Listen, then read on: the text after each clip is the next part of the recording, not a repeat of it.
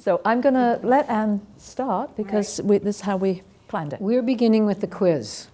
Yay. This ought to work. Did it? Did it jump? Yeah. Yes. Woohoo. So the question is, you can read it there.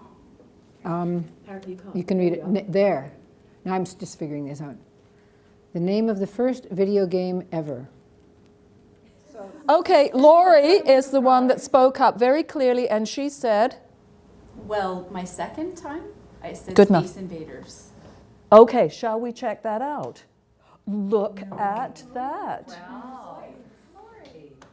1971? Wow. All right. So this is, you can go and choose your prize. Oh, I got it wrong twice. Oh, was it wrong? Yeah, she got it wrong. Oh, You darn, okay. Negative prize. Oh, there we are. on the word space. I am, you're absolutely right. Nobody got it, okay. I should have, Excuse me, madam, would you like to introduce yourself? we're starting with a quiz to get people in the mood. It's a technology gamer quiz. Rita's our associate dean We have people in who are not education. from education, so Rita's the queen of education. Yeah, okay. Okay, here we go. Duchess, okay. It's all about video games? Well, sort of. We start with video games because we thought that Technology. Steve Wozniak. Yeah. I'm going with Steve Wozniak. Bushnell. You sound like you know what you're I just read the biography. Do you know who he is? Nolan Bushnell? No. I bought some stocks, don't. Okay. Okay, here we go. You've got to be really old. You got to be really old to get this, because that guy is old. He would be turning 90. So that's yeah, he's really old. this comes actually, I can't take too much credit for this. This comes from a presentation that Joanne Naslin and I did on when we were using gaming in one of the courses we were teaching. So we thought people should get an idea of how rapidly it changes. And this was what we kept, because my son used to play Donkey Kong, who's now almost 40. So as a child, he used to play. So, I mean, but it's still, you know, it's rapid. Guesses? I'm guessing Pac-Man. It's hot, I've heard it. Okay. Yeah. Oh, Mary. So I was teaching when he was really popular. And the kids brought, didn't they have cards or something with them? The figurines? Still pop, that was Yeah. before Pokemon. Beg your pardon? There's still more Mario. That's what I've heard, there's a revival or something. Yeah. I like the idea that they're both plumbers, yeah. All right. Now, I didn't put this one in, but I didn't put anything. Oh, it's a That's symbolic representation of an identity. It's an In a online virtual identity. world. And do we know where the we're word, moving forward into the present. yes, Where does the word come from? Oh. not atavistic. Not from the movie. No. Not- No. Predates the movie. Oh, I can't say it very well on this. Sanskrit word avatar meaning Incarnation. Avatara with a, Oh, that would be easy to get. Mhm. Oh, I like that. There we go. So now we move really forward. That's quite a segue. And isn't this you now? This is, well, no, this is still you. You can Okay, I can. bash along here. Right. You didn't want us to answer that one. The quote is a 2007 quote, and it's not exactly the same one. It was not the same one that's on the website, but it will do. It's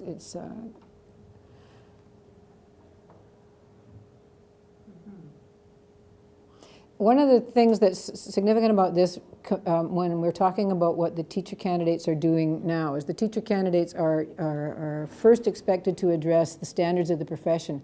One of the things they tend to do is get limited to that. And so when we ask them to look at other possibilities for their e-portfolios, they tend to get fixated just on that assignment. So as we're looking at this, we're also looking at what they're doing, but we're looking at what they're not doing and what the potential is for this assignment. So I think that's part of it. Why? And Karen, you use e-portfolios in dentistry too, don't you? So you probably have things that you could speak to in this. In this case, evidence of attainment. So in the teacher education program, it's meeting or understanding. It's what they know and what they can do relative to the 8 standards.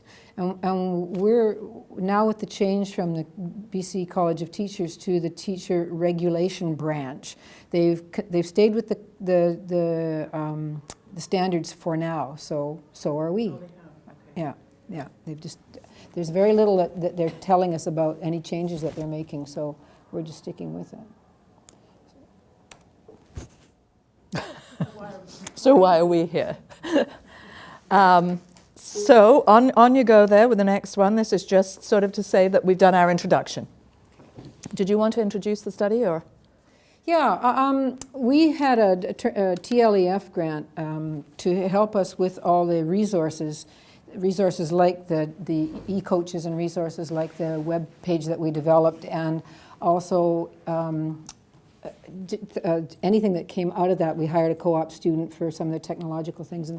But one of the things that we asked for in our third and last TLEF was to be able to conduct some research on impressions about the e-portfolio. We always did, from the time I was here, and my second summer working with the teacher candidates, we always did program assessment. So we got input from the teacher candidates in a big way, because I would just sort of hijack them in their classes in the summer. So we got, I think, at least 80% response, more or less for recommendations from them about what was working well and recommendations about what we needed to do next. But we'd never done any real sort of study that had the BREB attached and all that kind of thing. So Margot took that on, starting last. I recall she was told to take it on. You were invited, Margot, but know the difference. So there we are. So Margot, here you go. Okay, so what we really wanted to know was, there were a couple of things. We knew that the new program was coming up. We knew that the new program would have less credits attached to it. And I don't know for people who are outside of our faculty if they know that we have historically done 2 years in 1 year, and I'm sure in dentistry and other professional programs the same thing kind of happens. So initially it was supposed to be 60 credits or 2 years packed into a full year, so from September through August. But it grew larger and larger and larger over time until it was, I think, in something like 83 or 84 credits. So almost 3 years in 1 year. And the students were exhausted. It was painful teaching them.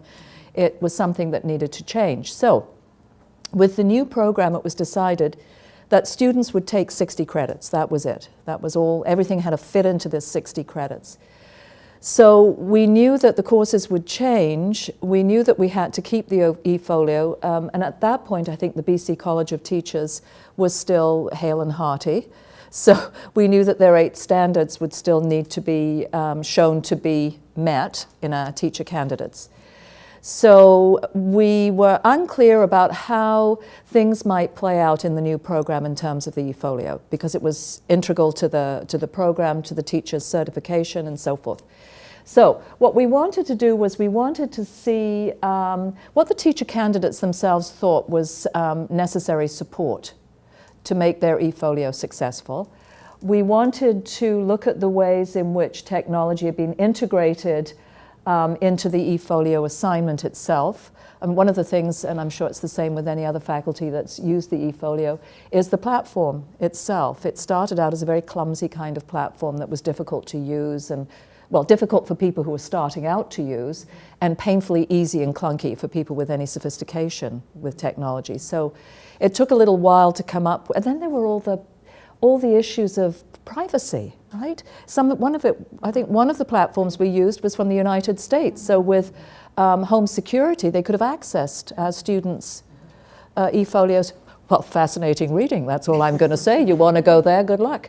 So finally, WordPress was the one that was settled on. So we wanted to sort of think about the ways in which technology had been integrated into that. And then learn about the kinds, because TEO has been fabulous in developing and setting up all kinds of technology to support students. So what they think about it, essentially, is what we thought. Have I missed anything? Oh, good. So this is what we came up with. I'm quite proud of this little table, by the way, just so you know. You'll see there's only one tick. So this is a very preliminary chat today. And that was, we decided we would interview instructors, we would have a focus meeting, and we'd have a questionnaire for students to answer. And we would do it in year 1 and then year 2 when the new B.Ed program is underway, to see if anything shifts during that year. So I did in fact interview 5 480 instructors. I think all of them have taught it. The 480 is the week-long where they finally have the students polish up, is the best way to put it. Sometimes invent, but we always hope polish up their eFolio. So it's 1 week when they meet with an instructor and really work through making sure their eFolio is up to snuff. So I think all of the people we interview have done it at least twice. So the focus meeting is going to happen in July, the next time they meet with their students. So I want to capture from the instructors how they're finding it at the moment while they're doing it. This is recollection that I've just done in the interviews, but I was in Africa last year, and I received an email from a very upset 480 instructor, and there I was, the Okavango Delta in Botswana. Oh! I did manage to find an internet connection and let them know that I was in Africa and they might want to contact somebody else. Anyway, so I want to see what's happening while they're teaching it, and then we'll capture the students as well as they're completing their eFolio. So I think we'll get fresh feedback. Hopefully good, maybe not. And I'm going to hand it back to you at that point. And here's where I inserted a slide of my very own. We did, as I said, we did every summer some program assessment from the teacher candidates. So this study that we're doing now is based on some of the feedback that we got from them. And their themes, their concerns were originally about technology, but that's why it's in smaller print and in the background, is because that started to fall away as soon as we established the use of WordPress, and that was consistent across the program, and put the resources and little screencasts and such, and the e-coaches. When that was all available to them, the technology question fell away. They still continued to be a little bit mixed up about what the purpose of the eFolio was when it came to addressing the standards and additional things, and the process. And sometimes they felt that those two, that the idea of some definitions of an e-portfolio or a portfolio is evidence of development over time. And I remember that from when I was learning about teacher education. And that's keeping record of the process. A lot of the teacher candidates see it as the end result, what's the product, and find the two incompatible. And there's actually research about that there are people who find it incompatible, that it's either got to be one or the other. And so that's been a point of tension. And so based on that, we got some recommendations from 2009. One was to link it to a course or courses, because originally the RE portfolio was not linked to a course. We gave them an introduction in a big auditorium with all the information they needed and the website links, et cetera, and their access to e-coaches, and said, now go out and do it and collect and get familiar with the standards, and then we'll meet you in 480 in July. And one of the consequences of that is they'd arrive in 480 in July, and of course they'd have postponed it or procrastinated. And often it was because of an anxiety around the technology as much as anything. And that was their recommendation, and also to please introduce the standards early. And this was also a recommendation of the instructors. And then the instructors got specific. How about 315 or 316, where the conversation should really begin? So that's why, that's the basis for the study that Margot's doing. And how I got roped in, because seriously, because I coordinated, it's now gone. That's part of the problem with this whole thing, is now 316 has disappeared, will disappear with the new program. So I had coordinated communications for teachers, which is 316, and the first week and a half or 2 weeks was given over to the eFolio as a sort of way of communicating about yourself. And some introduction about what is a standard. I actually suggested they use eHarmony and fill in the form to identify what a standard is and whether you meet it. And some of them did. and then to think about what the students thought the standards in education should look like, and then the actual standards themselves.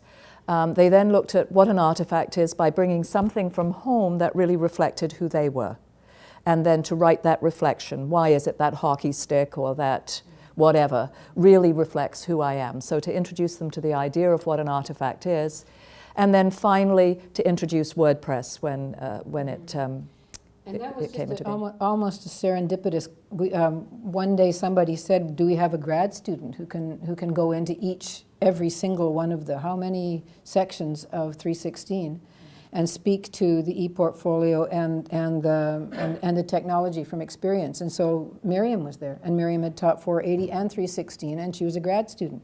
So we just asked, and we had enough money in the TLEF. So for 2 years running, we've had grad students go in and do the introduction in 316.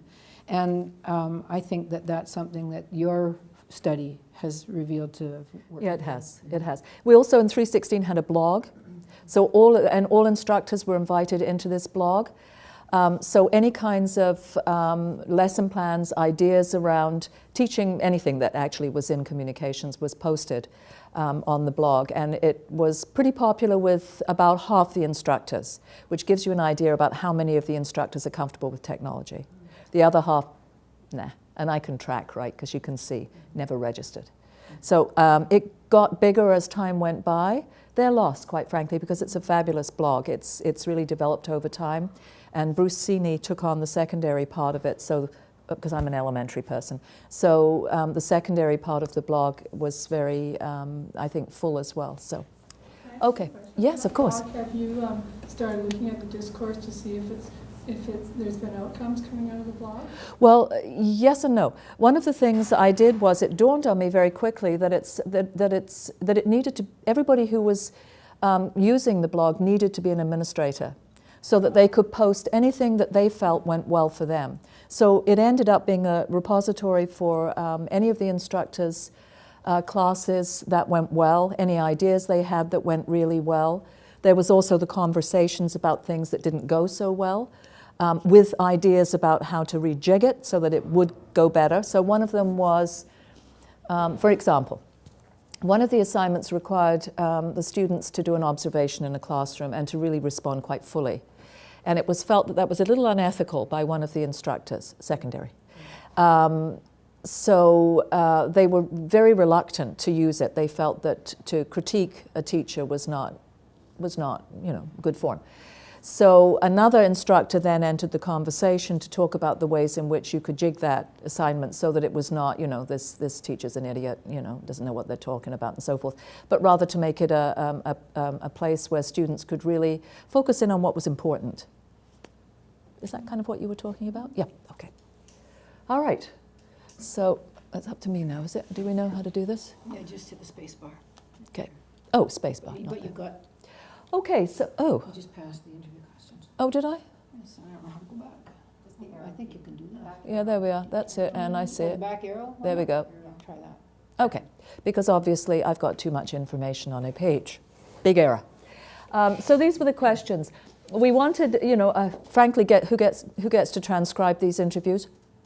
So we didn't want to make them too long. Okay, so 4 questions seemed to me more than enough. So where do you think supporting the students' understanding of the portfolio will fit into the new program, given that there's no more communications, no more POTCOM, well, what we call POTCOM, Principles of Teaching and Communications, which all students have to take. So that's gone. How might the electronic portfolio be used as a vehicle to address pedagogy and digital technology? So a place of learning. What advice can you give for integrating it into the new program itself? And then for Anne's, in particular for Anne, what tools have been effective for helping the students in the development of the portfolio? So the first question, which is, I'm sorry, I've cut off the top there a bit. It's how might, what is it? Where will support Of the eFolio fit into the BEd program? So, I then transcribed everybody's feedback. Boy, could you stay on topic. Anyway, just saying. So I work in threes very well. I teach a folklore course, so I work in threes and sevens really well. So you'll note there are three things here. I'm going to leave you to read those. These are kind of comments from the instructors. So I'll talk a little bit and fairly quickly to each of these. Introducing the eFolio at the beginning of the program, all of them thought that was absolutely essential. Absolutely essential. And I make some sort of suggestions at the end about this, Rita. It needs to be threaded through all the methods courses. And some people thought it belonged in the inquiry seminar. I just leave that open. I know that the inquiry seminar itself is fairly tight. I'm not sure that that 450 and 451 were considered as vehicles for the eFolio at all. I think it was much more around what is research, what is inquiry, what are the particular kinds of inquiries, questions about issues and so forth that I have.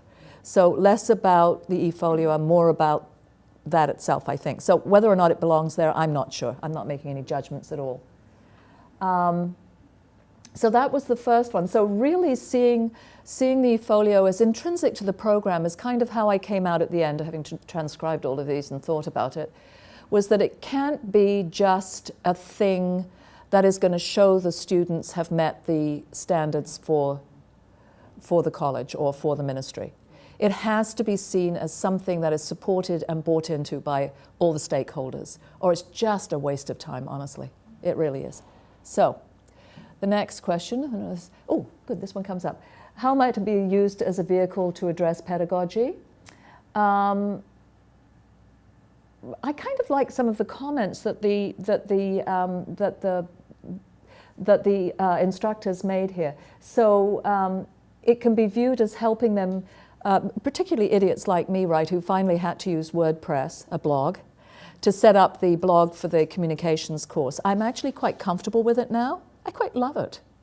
I should be terribly sad when technology moves on and I can't use my WordPress blog anymore. But it really provides evidence that they are engaging with technology, and particularly when they go out into the schools, which in itself is a bit muddy. And this is Keith, who's very techie.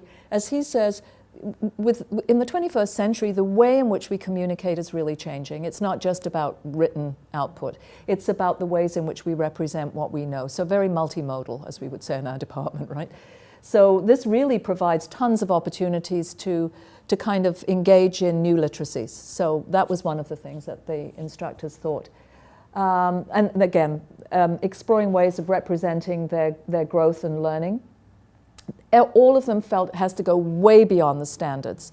Sylvia, who's Laurie's partner, just went so far beyond the standards. She never even touched on the standards, I think, in the end, because she really feels it's a place where students need to find out who they are as a teacher, that they need to know what their philosophy is, and then see that philosophy in action when they go into the schools, see if it meets up with reality. So really extending their notion of who they are as a teacher. And what their beliefs, ideas, goals for themselves might be. I think that was about it for that. So when you were talking about engaging with technology, it was more about themselves as users than themselves as pedagogues using technology. Is that? In a way, yes, I think it was. I think I'll get that question again a bit later, that one that you just mentioned. So what advice would you, oh maybe it's not, I'll go back to it though if it isn't, for integrating it into the B.Ed program? Well, interestingly enough, and we'll see this at the end, the one thing that all of the instructors felt was that it needs to have a person attached to it, that every student needs to know there's a face, a human being, something that pumps blood, that they can go and speak to when they yeah, that's right. Not just electronic, right? So, so that in a sense it holds the students, I think a couple of reasons for that. One is it holds the students accountable, somebody to hold the students accountable. But the other part of that is that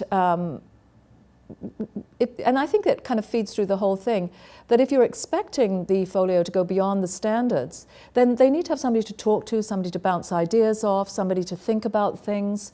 Not just this sort of assignment, if you like, that they're responsible for, but rather that it's seen as a part of the program itself. And I would say that that comment comes from, if these have all been 480 instructors, so they see the potential for that in 480, but we don't give them that opportunity to work together with it. The self-assessment and the peer assessment and the really analyzing and reflecting on it right until the very last week in the program. So if that were part of the program from the very beginning rather than just at the end. Unless it's the same person. In some cases it was. Yeah, in some cases it was. That's true, Wendy. I Yeah. bet, I don't know, but I bet Yeah. you would have found more. Yes, I think so. sense of cohesion. Yeah. Yeah, that's true. So the ones who had them from the very beginning, right? Yeah, like Jim Harcott and Wendy Lee, and they start with that cohort and they end with that cohort. But that was But they don't, their 480 is not. only for, I'd say about 25% of them got the opportunity to do that. Yeah, it's almost always with the elementaries. Yes, it is. So coming back to it again, it's they really saw that it has to be an ongoing thread that's woven throughout the program. It can't just be introduced at the beginning and then tied up at the end. It really has to be seen as a part of the whole program.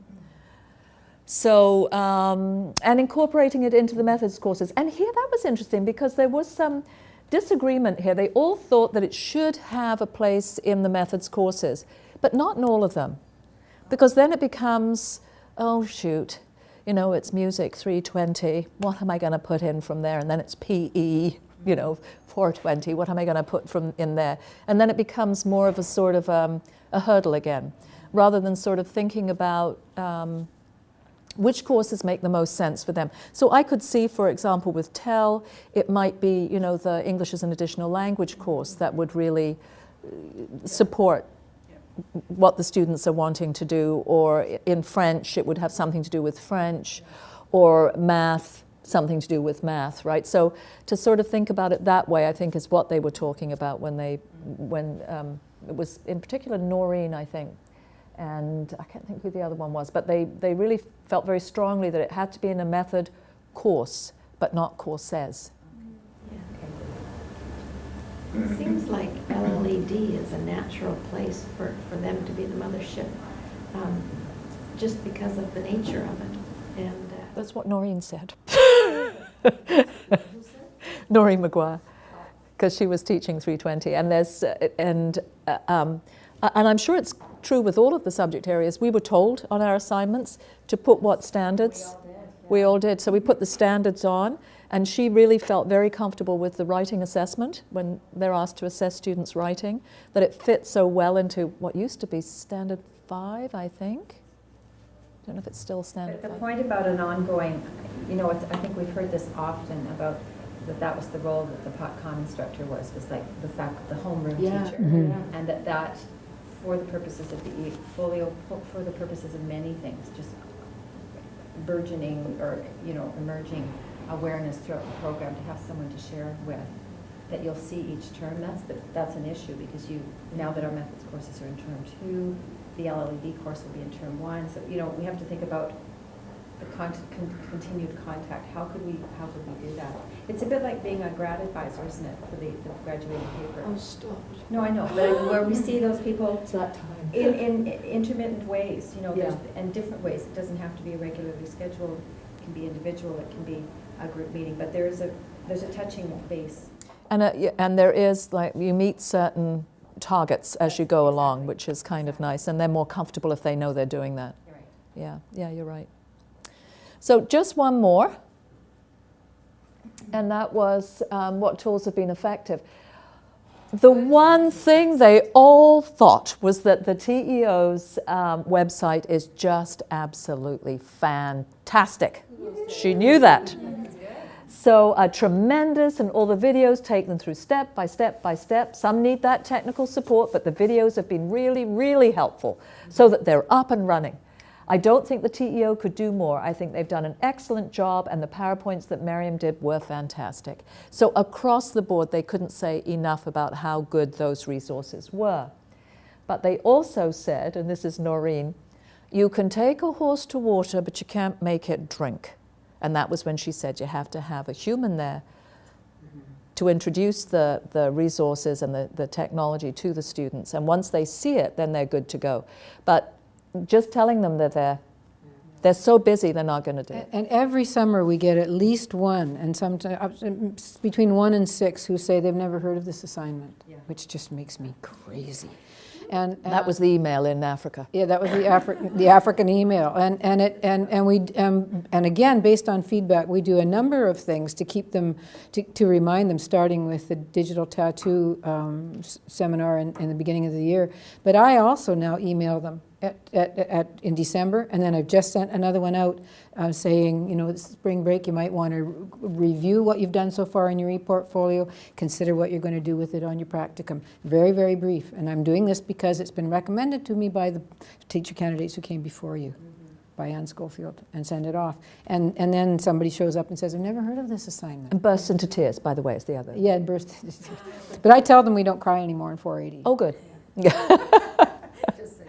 Just so you know, wipe your eyes, get on with it. There's a lot of it when we began this. Yeah.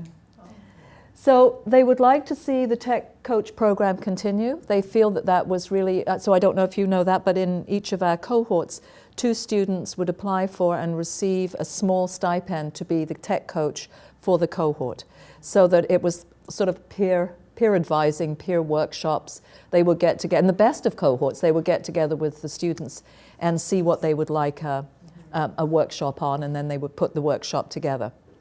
And John Yamamoto in the Teacher Education Office was also admired as in the first one for his Tech Coach program. They thought it was really fabulous. But we've lost the funding for that. But they did it voluntarily this year. I think people, I don't know if people knew that we ran out of funding, and so John, yeah, well, we can still find money for pizza, but John and I talked about it, and then we just thought, well, they're teachers. They're going to be teachers. They're going to do everything for free until they withdraw their extracurricular activities when there's a strike. And oops, did I? And so we just sort of banked on the fact that because this is who they are culturally, they probably would. So we asked for volunteers, and we got exactly the same number of volunteers as we did for those we were offering wages to. It was really interesting, yeah. So the proof will be in the pudding this summer, though, to see if the e-coaches were as attentive with or without the money.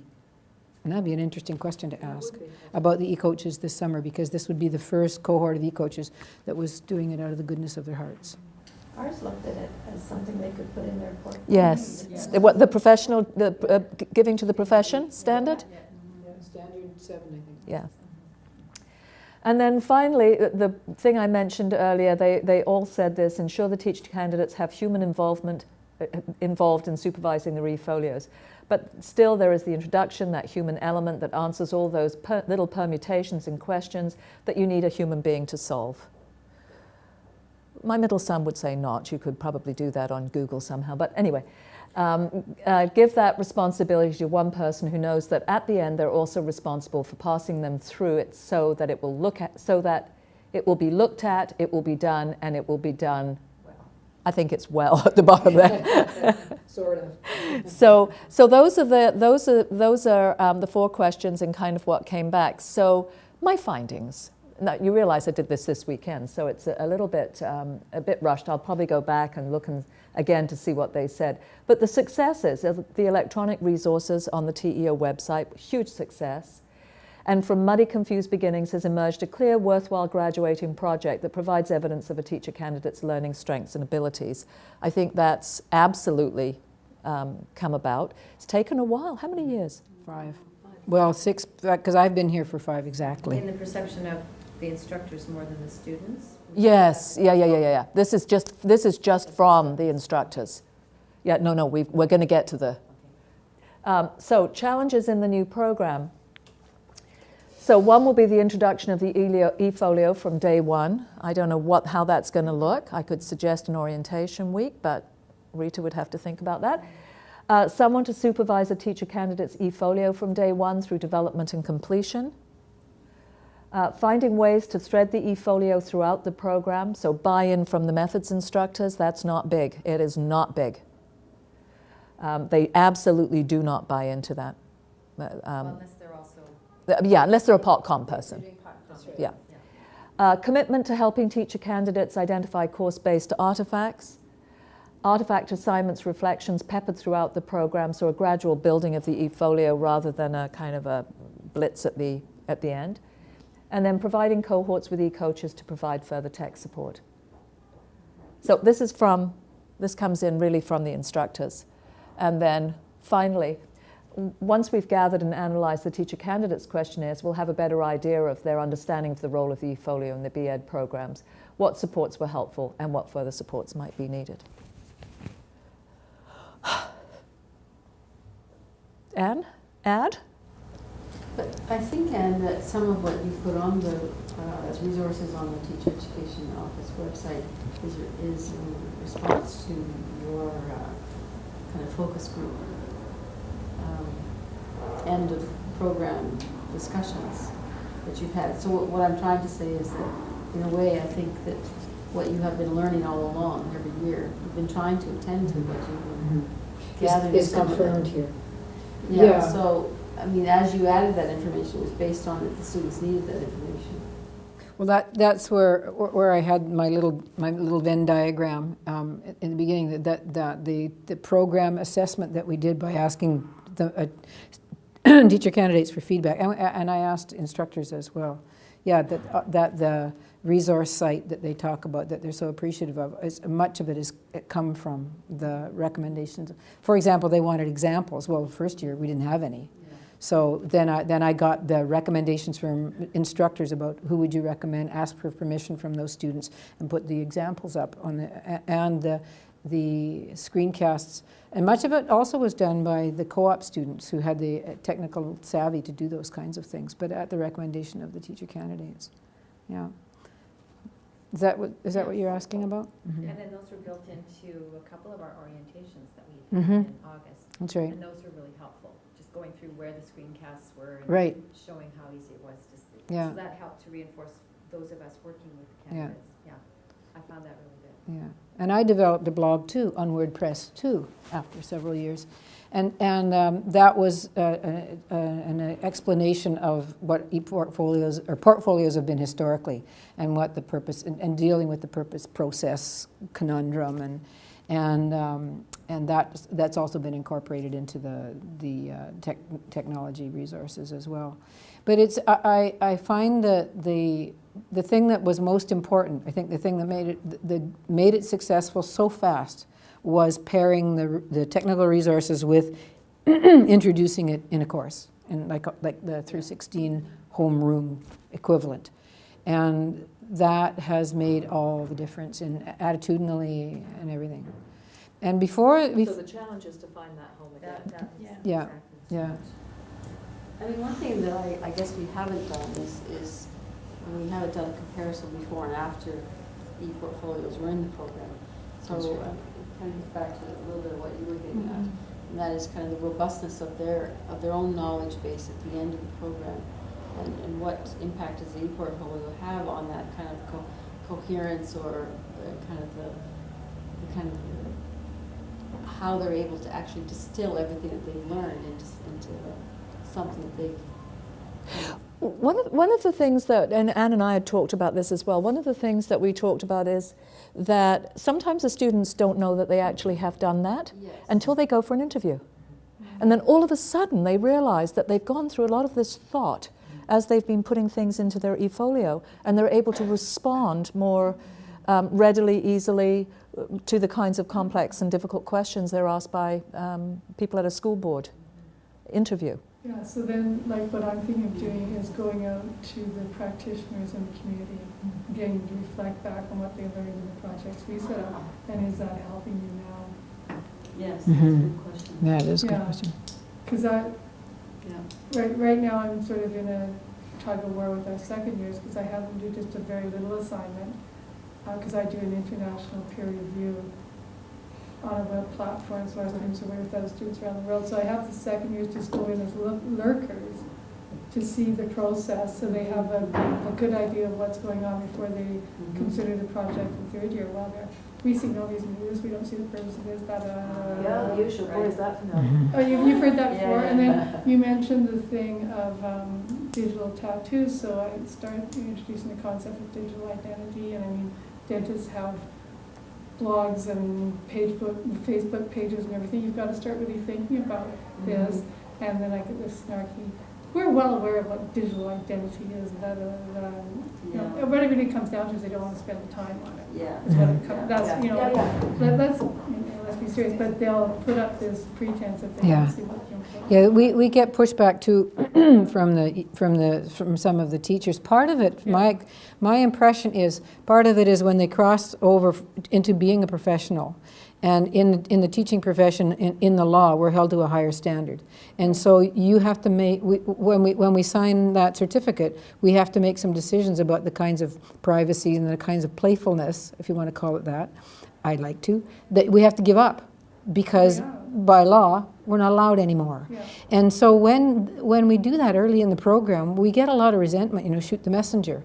Or because many of them have no idea. Yeah, they don't. And so they say they know and they don't really. That's right.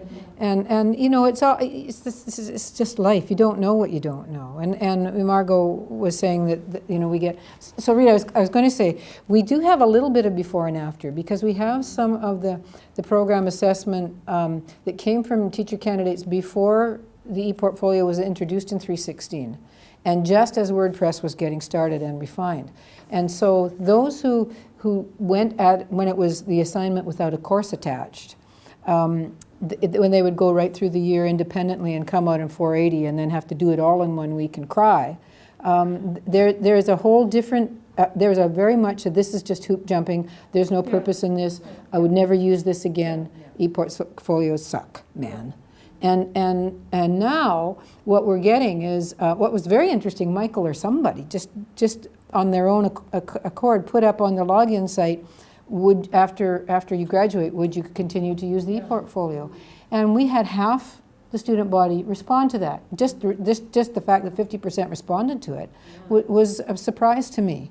And of the half of them, 80% said, oh yes, we would, which was very different from the very first year that I was involved with them, which was, what a waste of time. And now, and that's what happens, is now the letters or the emails come drifting in over the, usually November-ish, saying, I hated this course, but guess what? When I sat down at my first school level interview, not the district level interview, but the school level interview, when they started asking me questions, I knew what I was talking about. I knew what I believed, I knew what I thought, I understood where I belonged in the larger picture, and I could speak to it, and I could do that because of the e-portfolio. So if they never ask me for the e-portfolio, that's okay at this point, because it served this purpose to this point.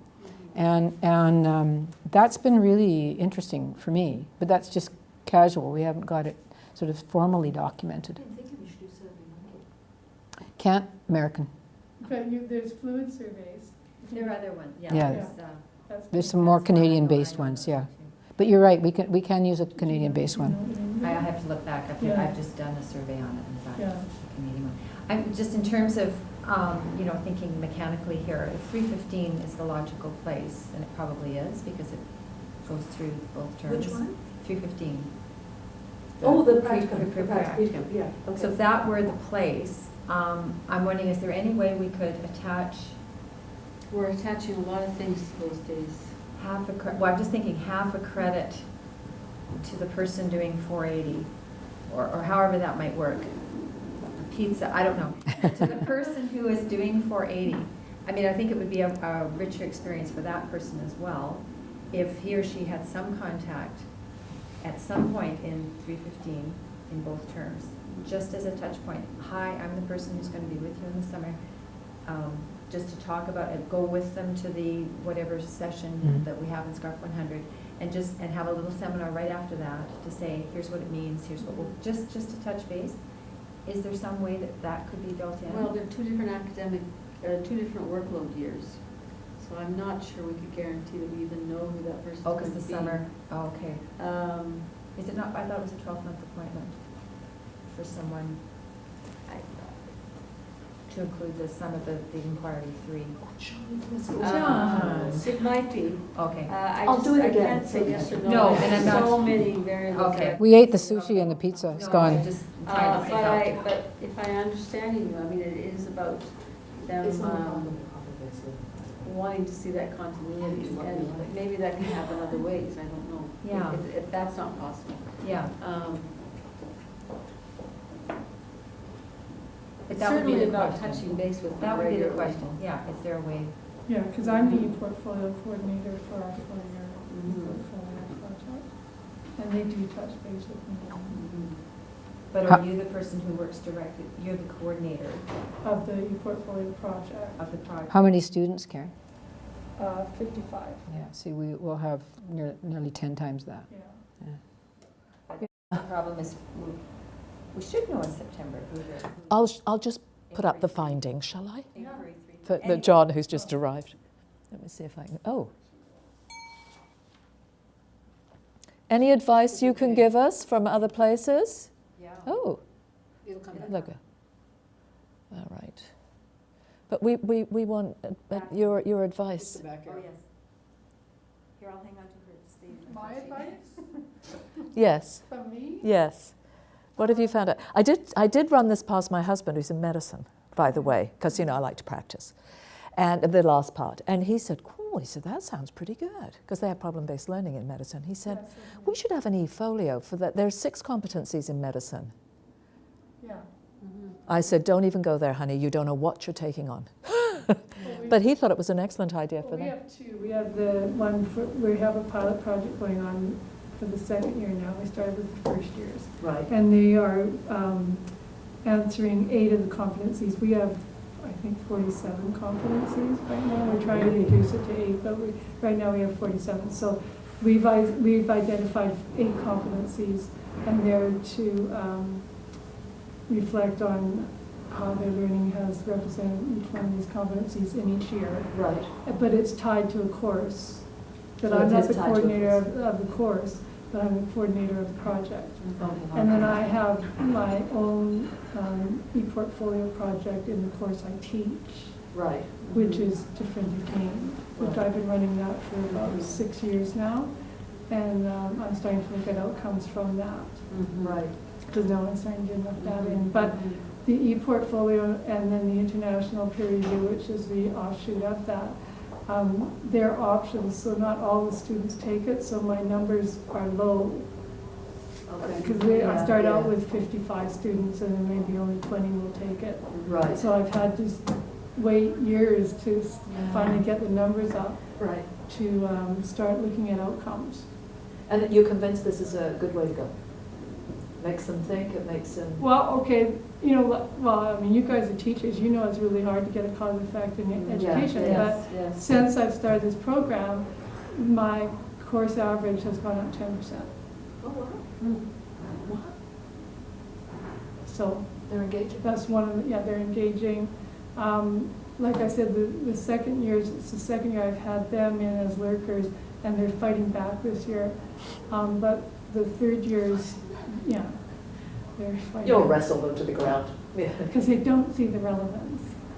So that's always a challenge. But Yeah. I think this class in particular won't see the relevance in anything that you ask them to. Mm. That's just There's the- always one of those. Yeah, classes it's that goes just through. kind of the flavor. They came in, they arrived knowing everything? Yeah, oh yeah, and now, they thought they knew everything, and now they do know everything.